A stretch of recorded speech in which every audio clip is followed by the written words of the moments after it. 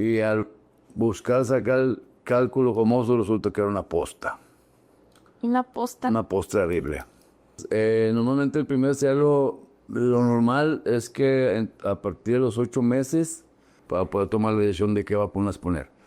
Si está con la mamá, no es prudente vacunar por las inmunidades cruzadas. Hola, estamos en otro podcast más aquí en Centro Médico Veterinario de Alta Especialidad. Mi nombre es Beth, me pueden buscar como Umi y el día de hoy tenemos al doctor Coronado. Ya está aquí para darnos una entrevista y está listo para platicarnos un poquito sobre su experiencia y qué bueno que tuvo tiempo a pesar de todas las cirugías que tiene programadas. Bueno, pues primero que nada un saludo para toda la gente que nos esté viendo y pues aquí estamos a la orden. Qué bueno que está aquí, Doc.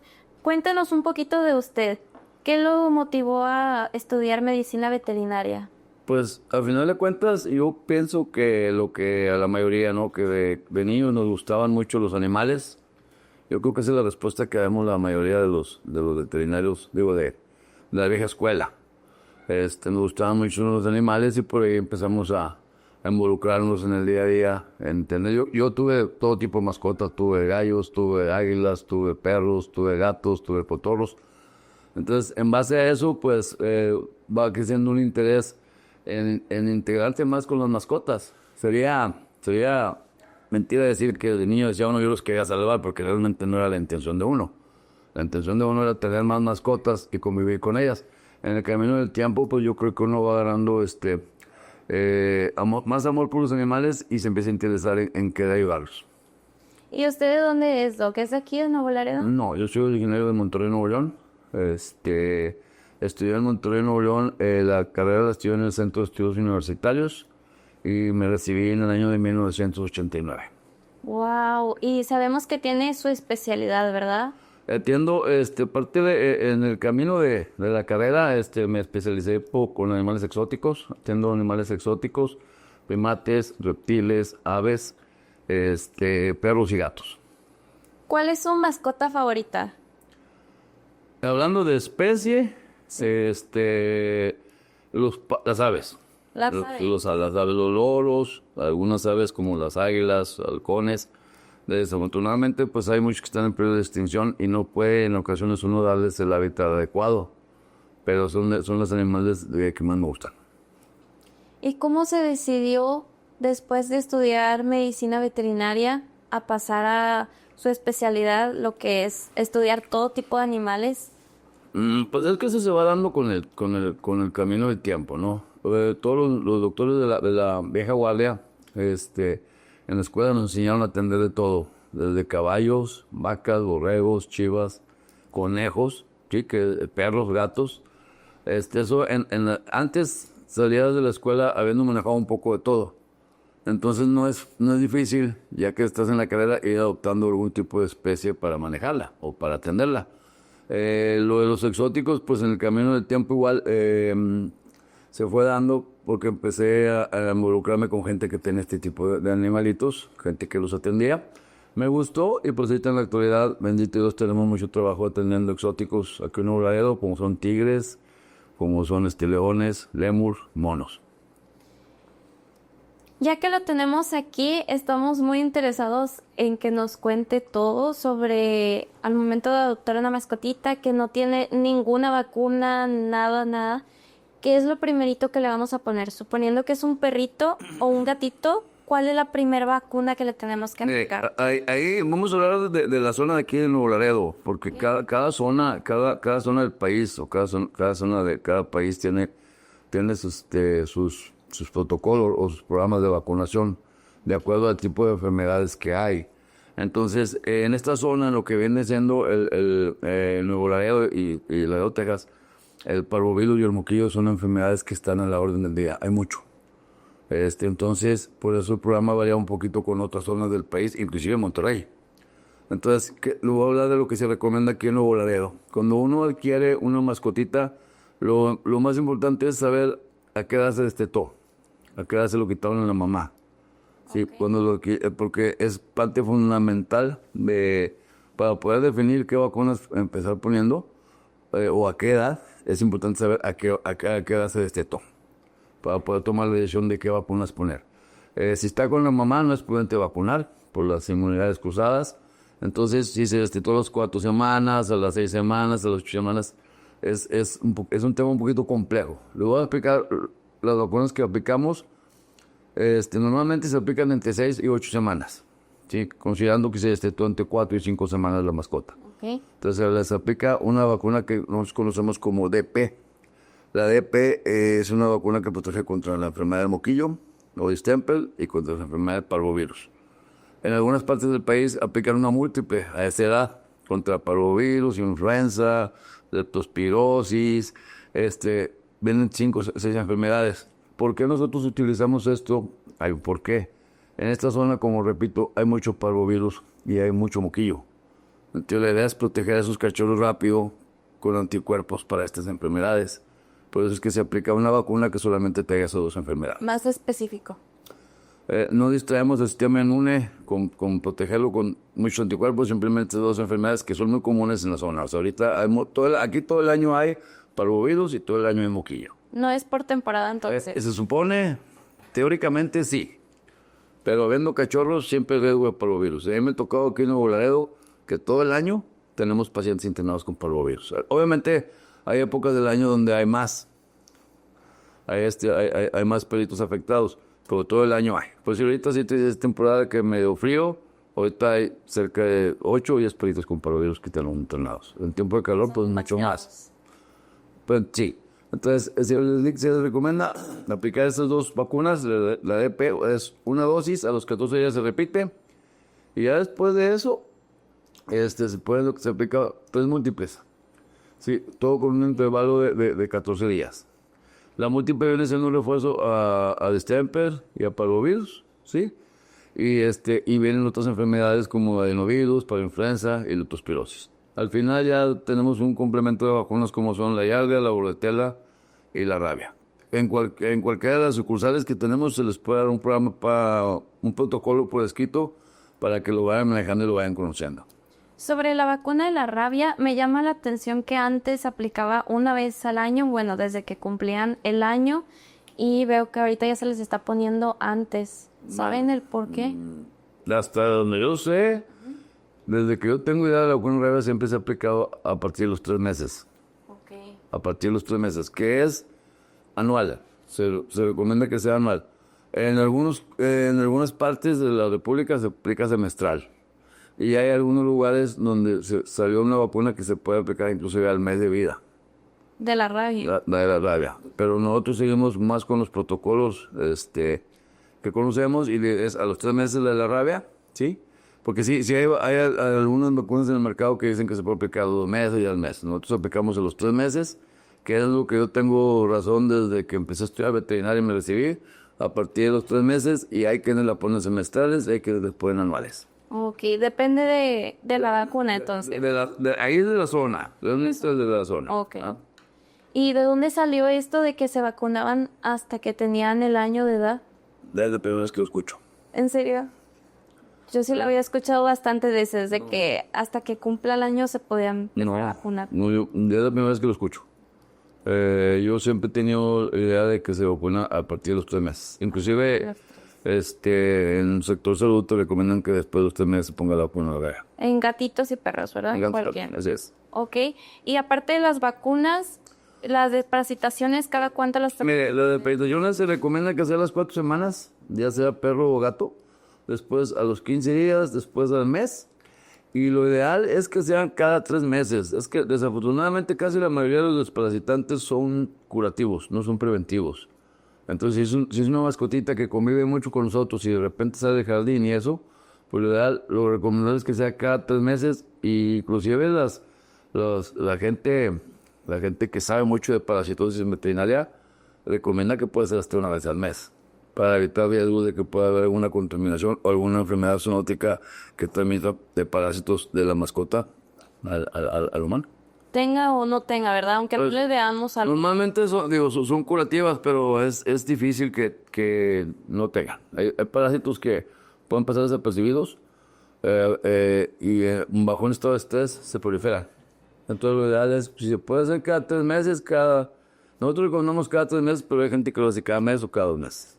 ¿Y a partir de qué edad los podemos empezar a desparasitar? 4 semanas. 4 semanas, ok. Y a esa misma edad le podemos poner la vacuna y la desparasitación. La vacuna se recomienda a partir de 6 semanas, digo, dependiendo de qué hace es que este es un tema que no puede ser tan cuadrado, porque vamos a suponer que los perritos, que la mamá falleció el parto.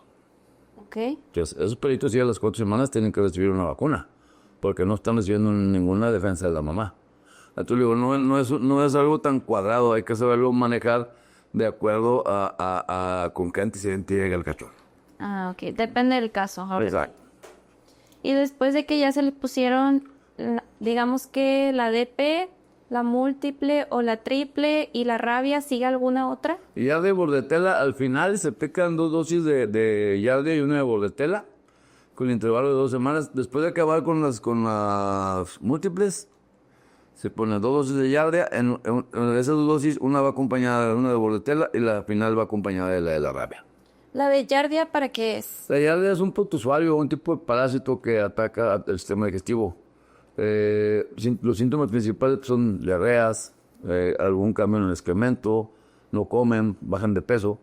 Sí, es un parásito, un protozoario. Y la vacuna de la Yardia, pues, lo protege contra este tipo de bichitos a nuestra mascota. Es para perros nada más. Nos comenta que depende de la zona el tipo de vacunas, pero generalmente son las mismas. ¿Existen otras? No, las vacunas son las mismas. O sea, hay unas que es parvovirus solo, unas que traen parvovirus y moquillo, unas que son múltiples, Yardia, bordetela, rabia. Las vacunas son las mismas.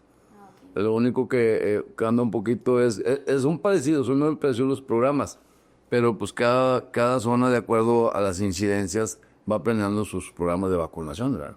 Inclusive en el mismo Monterrey, yo soy de allá, hay doctores que diferenciamos un poquito en el programa de vacunación de uno a otro, de acuerdo a la experiencia que has tenido y cómo te ha dado el resultado de cada programa. Sí, los laboratorios y los científicos marcan un parámetro para establecer un programa. Uno va sobre la marcha, va viendo cómo puede corregir un poquito o adicionar algo a ese programa, pues para tener los mejores resultados. Ok, ya lo entendí. Entonces son las mismas vacunas, pero lo que cambia es a lo mejor que el tiempo o que una sea sola o combinada. Sí, las vacunas son las mismas en el mercado. O sea, lo que yo compro aquí lo compra el doctor de Veracruz o de Chiapas. O sea, ya dependiendo de la zona, pues es cada quien cómo se van poniendo. Ok, y para las mascotitas que ya van creciendo, que a lo mejor ya son adultas y comienzan con esto del celo, ¿cómo es que nos damos cuenta que ya están empezando con el celo? Bueno, el celo es una situación natural de las hembras, ¿sí? Vamos a hablar de las perritas específicamente, donde ya son ya crecieron, ya son reproductivas, ya se pueden reproducir. O sea, el celo es como lo viene siendo la menstruación en las mujeres. Sí, entonces a partir del primer celo ya son perritas que pueden procrear o se pueden cruzar. Entonces, normalmente el primer celo, lo normal es que a partir de los 8 meses, la edad en la que pueden aparecer los síntomas de celo. A veces a los 9, a veces a los 10, hay perritas que hasta el año, pero lo normal es alrededor de los 8 meses es que aparecen los síntomas. Los síntomas pues empiezan, anda la perrita inquieta, empieza a tener secreciones por la vulva, que es la parte, su parte genital femenina, sí. O de la hembra, empieza a inflamarse, en algunos casos se hincha demasiado y toma una coloración como morada, empieza a tener estímulo y es un proceso que dependiendo del tamaño o de la raza puede durar de 11 días, 12 días, hasta en algunos casos hasta un mes. Nos ha tocado ver perras de razas grandes como Rottweiler, gigantes de los Pirineos, que el celo se puede prolongar hasta un mes y es un proceso normal. Sí, a veces hay gente normalmente lo que la gente escucha es el celo dura 11 días, 12 días, que eso es lo que la gente piensa que es lo normal, pero en razas grandes suele prolongarse hasta un mes y es un proceso normal. Entonces, el primer celo es importante dejarlo pasar. Si tenemos la intención de cruzar a nuestra hembita o a nuestra mascota, dejarlo pasar para que termine de desarrollarse la perrita como tal. Que se termine de desarrollarse, que madure, y en el segundo celo, que viene siendo 6 meses después, estamos hablando de 1 año, 2 meses, pues ya esté en condiciones de poder cruzarse para buscar una gestación y pueda tener sus cachorritos de buena manera. Y si no se busca eso, ya se puede esterilizar. Si la intención es no cruzarla, pues lo ideal es que se recomienda hacer la OVH después de los 8 meses, después del primer celo. Ok. Eso es técnicamente lo que se recomienda. Igual, para que haya una madurez. En algunos casos hay gente que lo supera a los 6 meses. Yo no he sabido que haya habido alguna situación de complicación, pero lo ideal es que pase por su primer celo para programarle la esterilización. Y eso es en perritas. Pero, ¿y en gatos es lo mismo? En gatitas se recomienda lo mismo. Nada más los machos, pues eso sí, después de los 4 o 5 meses y que tengan todas sus vacunas, se les pueden retirar los testículos o castrar. ¿Y en gatos es igual el periodo de celo? El periodo sí, aproximadamente 6, 7 u 8 meses es cuando entran en calor. Buscan machitos las gatitas. Ok, igual dejamos pasar el primero y al segundo ya se puede. Pues eso es lo ideal. Hay muchas campañas donde lo hacen antes de este periodo y yo no veo que realmente pase nada. Sí, pues nosotros técnicamente o clínicamente recomendamos los que sea después del primer celo. Más que nada para que se pueda desarrollar. Los que tengan ya todas sus vacunas estén desarrolladas totalmente. ¿Y hay algún problema si, por ejemplo, se tiene al gatito o la perrita en casa varios años y no se esteriliza pero sigue teniendo el celo? ¿Le puede afectar en su salud? Mire, hablando de tanto machos como hembras, lo ideal es esterilizarlos. Vamos a meter un poquito en el tema de la esterilización. Sí, claro. La esterilización tiene varios puntos a seguir o el por qué se hace. El primero, pues obviamente es evitar la proliferación desmedida tanto de perros y de gatos callejeros o vagabundos. Entonces, el operar a la hembra y el operar al macho, pues nos evita que vaya a haber embarazos no deseados, por consiguiente, productos no deseados y que terminan en la calle, o que andan en la calle sueltos y se bloquean. O sea, entonces, el hacer la esterilización en machos y hembras nos ayuda a controlar o a disminuir este tipo de problemas.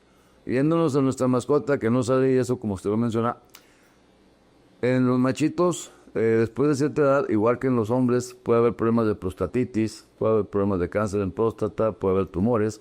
Entonces, lo ideal es, si no tiene considerado cruzarlo, pues a los 2 o 3 años, retirar los testículos con sus exámenes de laboratorio previos para evitar que en edad avanzada o en edad madura tengan problemas con la próstata.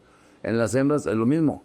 Hay problemas muy frecuentes en perras que no se cruzaron. No es una regla como tal. No quiere decir que no se cruzó y vaya a pasar.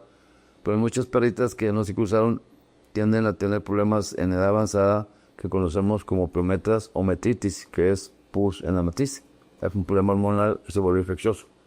Entonces, para evitar esto a futuro o cuando la perrita esté de más edad, pues si no se considera que se vaya a cruzar, pues lo ideal es hacerlo VH en una edad temprana. 2 o 3 años es una buena edad para hacerlo. Que se haga, ok.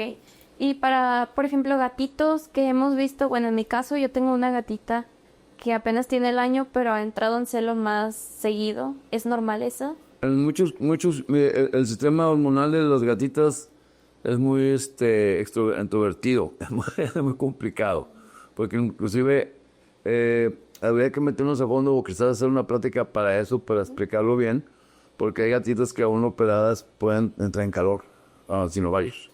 Okay. Técnicamente podemos decir que esto es imposible, pero sí hay factores, hay factores externos, específicamente de la gatita, ¿sí? Que pueden provocar esto. Entonces, si con todo gusto podemos plantear o planear una plática de estas para explicarles bien lo de las gatitas, que no es común, pero sí pasa que aún operadas suelen entrar en celo. Y esto no es que le hayan dejado que ovarios o que le hayan dejado un remanente, como a veces suele pasar. Sin ovarios y sin útero confirmado, en algunas ocasiones ha pasado que entran en calor. No un celo como tal, pero sí entran empiezan a tener celos, síntomas como celo. Y me imagino que es algo extraño, ¿no? Que suceda. Pues en gatos no es tan extraño, pasa. Si usted habla con doctores Ya con tiempo en esto, le van a decir que le ha tocado varios casos.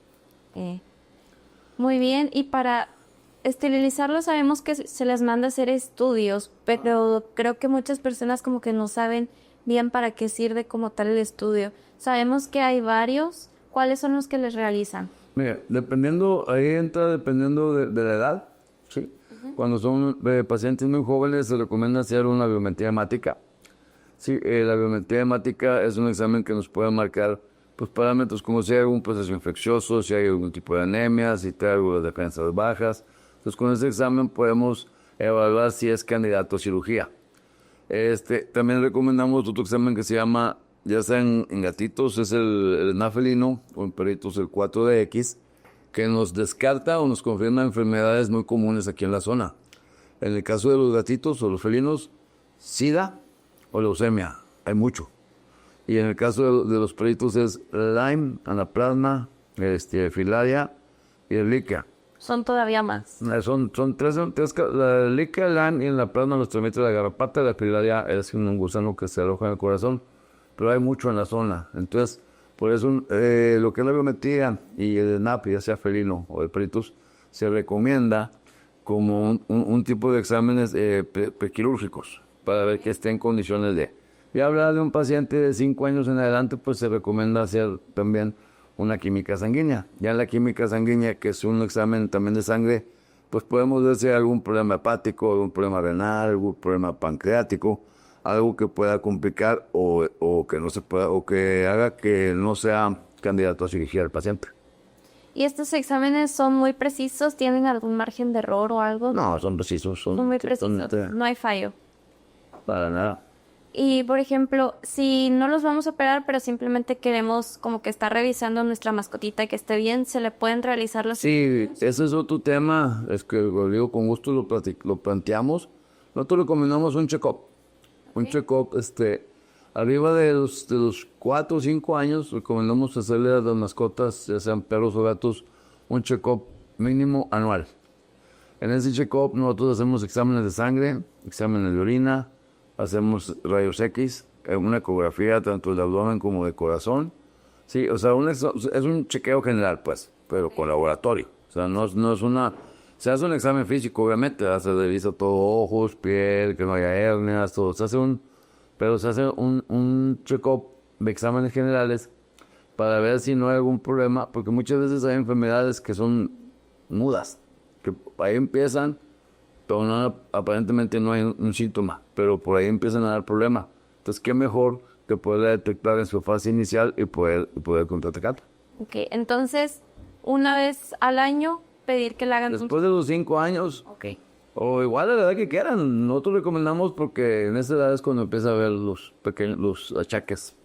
Los achaques. Entonces, hay perritos que tienen problemas de cardiomegalia, que tienen su corazón grande, y el que esté el corazón grande no precisamente tiene que dar un problema funcional en el corazón, pero ya lo detectaste que está grande, entonces hay que estarlo monitoreando, ¿verdad? O de repente está comiendo bien y todo, simplemente no presenta ningún síntoma, resulta que en la química sanguínea encontramos que tiene un problema en riñones, ¿sí? O hepático, que para cuando empezaba a marcarte un parámetro en el examen de sangre aún no hay síntomas como tal, ¿verdad? No hay que esperarse que el perro se ponga amarillo para poder sospechar de un problema hepático o que orine sangre para poder sospechar de un problema urinario. O sea, si lo hacemos con tiempo, y una vez al año, hay quien lo hace cada 6 meses, pero una vez al año es un periodo aceptable como para estar revisando, inclusive revisamos dientes, por ahí hay mucho problema también de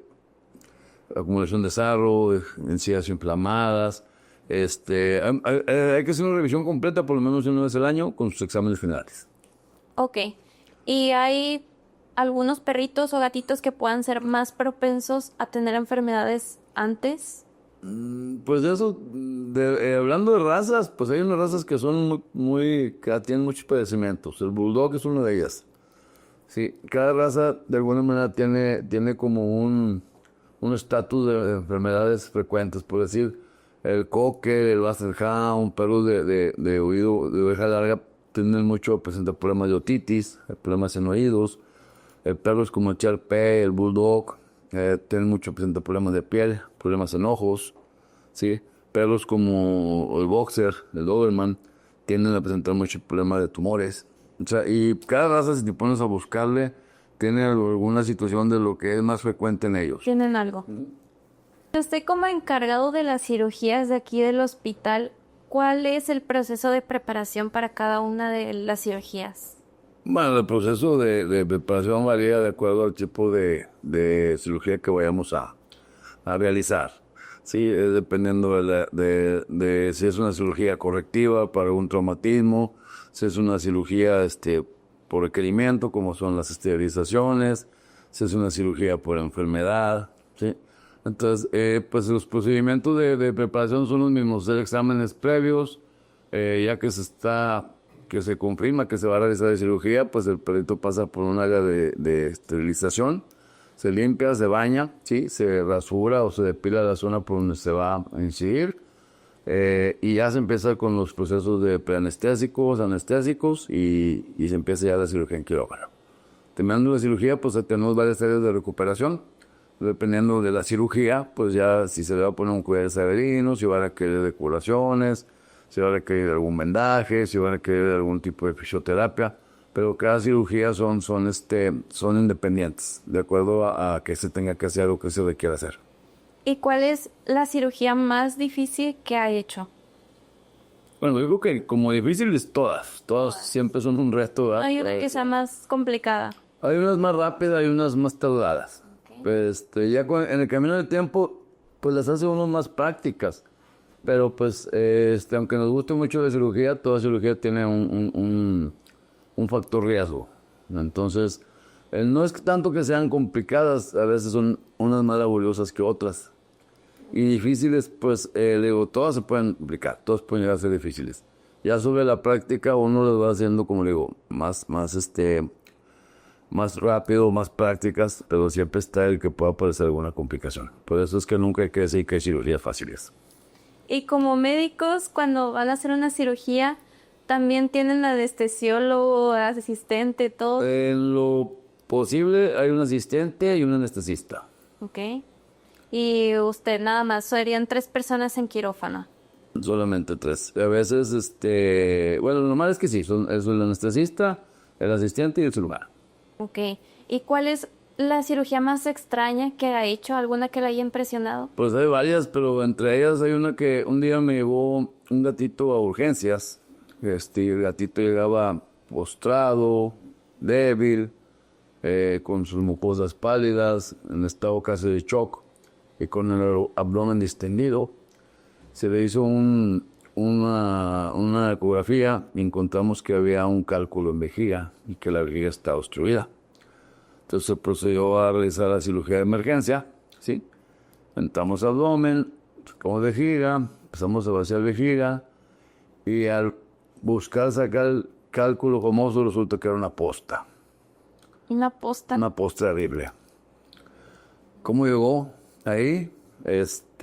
Porque pues obviamente no se la comió, no va a ir a la vejiga si se la come. Obviamente empezamos a revisar la vejiga, y era una posta de esos de fierro, de esos de rifle. La vejiga en la parte superior, la vejiga es como un globito que cuelgan y en la parte superior normalmente está vacía. Según lo que alcanzamos a ver, tenía una lesión ahí ya cicatrizada la vejiga. Queremos entender que por ahí entró la posta, algún postazo que le dieron en el abdomen del gato. Ahí anduvo la posta en vejiga y como la vejiga nunca se llenó, pues obviamente la parte de arriba no generó problema. Cicatrizó y le dio problema hasta que la posta se fue a la uretra y se tapó. Y se empezó a llenar de orina y fue cuando vino el problema. Es la única manera, la lógica que nosotros queremos pensar de cómo pasaron las cosas, pero traía una posta en la vejiga. ¿Y cuánto tiempo sobrevivió el gato con ella? Ese gatito se complicó porque aparte ya era un gatito de edad avanzada. ¿Cuánto tiempo la tendría ahí? Le echaría mentiras, no sabría decirle cuánto tiempo, pero obviamente sí tenía más de una semana, días, sí lo tenía. Está muy impresionante eso. ¿Ha tenido otras así impresionantes? Pues hay muchas, hablando de que los perritos a veces son muy dados a comer cosas extrañas, pues hemos retirado de intestino pedazos de papel, pedazos de cartón, plástico, olotes, canicas. Una vez nos tocó sacar de un perro grande un golden retriever, una pelota de golf, ¿verdad? Entonces es que... ¿Cómo se llegan a comer eso? ¿Cómo se les ocurre? Pues esas son las cirugías pues más extrañas o donde puedas encontrar algo más fuera de lo común, ¿verdad? Okay. Y cuando usted hace cirugías, ¿qué es lo primero que hace? ¿Qué piensa? ¿Usted entra en algún tipo de preparación o algo? Pues primero que nada veo el caso, veo los exámenes, que sea un paciente que sea viable para la cirugía. Sí, me pongo a orar un poco para que Dios me dé la sabiduría para poder hacer bien la cirugía y pues a darle para adelante. ¿Y el caso de este gatito logró superar? Desafortunadamente los exámenes de sangre traía problemas renales ya serios y problemas hepáticos. De la cirugía sí reaccionó, de hecho. De la cirugía despertó y todo. Creo que al cabo de 3 o 4 días terminó complicándose y finalmente falleció. Pero, digo, había complicaciones no nada más de la postra, había problemas en riñones, había problemas en hígado, en páncreas también. Ya eran muchas cosas. Y aparte era un gatito, creo que de 8 o 9 años. Ya se ve complicado, Moncha. Así es. También existen otro tipo de estudios, ¿verdad? Aquí tienen lo que es el eco. Cuando es el eco, ¿para qué lo recomiendan? Bueno, el eco te puede servir para muchos diagnosticar muchas cosas. Puedes ver todo el abdomen, puedes ver todo el tórax, puedes determinar problemas cardíacos, puedes determinar problemas en vejiga, problemas en riñones, problemas en hígado, problemas en vaso, neoplasmas en abdomen, gestaciones, piometras, que son el problema que decíamos ahorita en el útero, endometritis. Te sirve, es un aparato que te sirve para diagnosticar muchas cosas, ya sea en tórax y en abdomen, problemas en pulmones, problemas en corazón, fallas valvulares en corazón, problemas de obstrucción de válvulas, congestiones, soplos. O sea, la verdad es que es una chulada tener una eco porque puede diagnosticar muchas cosas. Entonces no es nada más para gestaciones o para piedritas en riñones, para prácticamente todo. Puedes ver masas, puedes ver muchas cosas. Por eso nosotros recomendamos, lo soltamos a la gente que se preocupe por sus animalitos y nos permita hacer exámenes para poder llegar a diagnósticos más específicos. Sí, claro. También tienen otros estudios, ¿verdad? Pues tenemos rayos X digitales, tenemos ecografía, tenemos fluoroscopio. ¿Eso qué es, perdón? El fluoroscopio es un aparato donde nosotros ponemos al paciente y en una pantalla vamos viéndolo por dentro. O sea, por decir, si yo quiero ver la tráquea, quiero ver el esófago, quiero ver el estómago, que sospechamos de que hay algún tipo de obstrucción, pues yo le doy líquido tomado al perrito y voy viendo cómo va pasando el líquido, si se detiene o no se detiene. De cuenta que lo estamos viendo en vivo. ¿Y cómo lo ponen? ¿Es en una cajita? No, es como una U, que donde se maneja lo que viene siendo el rayo de alguna manera, para mencionarlo así. Ponemos el perrito, es un cabezal, se pone en la parte de arriba y estamos viendo el monitor. Y ven todo, literal. Pues se va viendo, o sea, se va moviendo para irlo ubicando. Ok, ¿y ese para...? Igual, para ver, a veces podemos ir a detectar tumores, detectar obstrucciones, detectar cosas que a veces en una radiografía no se ven. Okay. ¿Y la radio, ahorita para qué las están? Las radiografías son de batalla. Pues para ver fracturas, para ver, inclusive después de los 50 días nos ayudan mucho para ver gestaciones, para ver el tamaño de la cabeza del perrito, ver si va a pasar por el canal de parto, ver si se va a requerir una cesárea. Podemos ver el tamaño del corazón, podemos ver los pulmones, podemos ver el hígado, podemos ver el vaso, podemos ver riñones. O sea, todo es complementario de. Okay. ¿Las radiografías no les hacen daño si están gestando? Hasta antes entre el primero y el segundo tercio no se recomienda. Daño como tal, pues no dejan de ser rayos, ¿verdad? Okay. Pero daño como tal no, pero se recomienda que se sometan a eso después en el último tercio. Okay. Pero si es necesario tomarlo, digo, pues con las medidas adecuadas no debe haber ningún problema. ¿Y qué otros estudios tienen aquí? Digamos, para hacer biometrías hemáticas, son exámenes de sangre, para hacer químicas sanguíneas, Tenemos limpiezas dentales con ultrasonido. ¿Y ese cómo se maneja, Doc? El Cavitrón, bueno, ese es bajo anestesia general. Es bajo anestesia general y pues es un aparatito que está zumbando, está tumbando el sarro de los dientes. Tú agarras corte y empiezas a limpiarlos primero por delante, luego por detrás. Y al final de cuentas, pues se le pone un poquito de fluoruro para que el diente se mantenga más tiempo limpio. ¿Alguna recomendación o algo que les quiera decir a las personas que nos están escuchando? Pues, primero que nada, gracias por el tiempo, gracias por la atención. Ojalá y les sirva de algo lo que hemos platicado ahorita. E invitarlos a tomar conciencia. Viene la época de calor y es importante considerar que es la época donde prolifera mucho la garrapata y la pulga. Normalmente en esta época de calor hay mucha y hay que recordar que la garrapata está considerada como un problema en el sector salud, porque provoca enfermedades o transmite enfermedades que suelen ser transmitidas al ser humano, como la liquia famosa o el anaplasma. Entonces, pues implementar en casa el control que se requiera, en los perritos el control que se requiera para evitar que se nos infesten con pulgas y garrapatas, porque como le digo, ya es un problema de salud pública. Ha habido casos de liquiasis en algunas personas en Coahuila, Nuevo León. Entonces, pues ponerle atención a ese punto ahorita que se presenta la época de calor. Me interesaría saber como qué tipo de medicamento les podemos dar. Hay muchos.